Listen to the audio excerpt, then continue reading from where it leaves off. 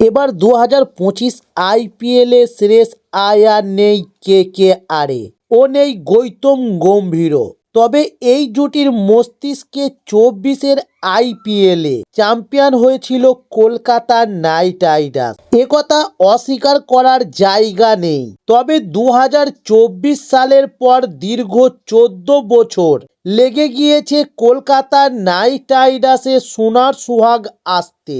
তবে গৌতম গম্ভীর ও শ্রেয়স আয়ারের মধ্যে সেই বিষয়টা ছিল যেখানে টিম কোনো ম্যাচ হারলে তারা দলের প্লেয়ারদের ঘুরে দাঁড়ানোর বার্তা দিতেন। তবে আরো ভালো করে বললে এই দুজন দলের মুখ ছিলেন গৌতম গম্ভীর ও শ্রেয়স আয়ার। তবে এখন 2025 আইপিএল এর জন্য যে টিম তৈরি করেছে কেকেআর এর টিম ম্যানেজমেন্ট, সেখানে মুখ কে?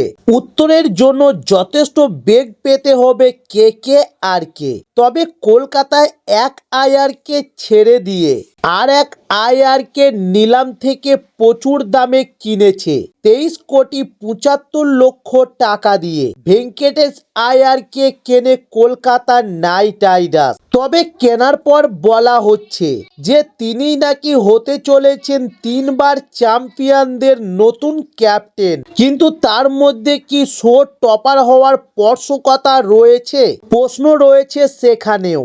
তবে ঋষভ পান্ট, লোকেশ রাহুলকে কেকেআর নিলেও একটা আলাদা বিষয় হতো, কারণ তাদের মধ্যে সেই বিষয়টা রয়েছে যে টিম হারলে তারা ঘুরে দাঁড়ানোর আস্থা দেখাবেন। তবে ডেন ব্রাভোকে এবার কেকেআর এর মেন্টরের দায়িত্বে দেখা যাবে, কিন্তু গম্ভীরের মধ্যে যে বিষয়টা ছিল তা নেই ব্রাভোর মধ্যে। তবে নিঃসন্দেহে তিনি কিংবদন্তি ক্রিকেটার, কিন্তু দলের মুখ হিসাবে ব্রাভোর কথা অনেকেই ভাবছেন না।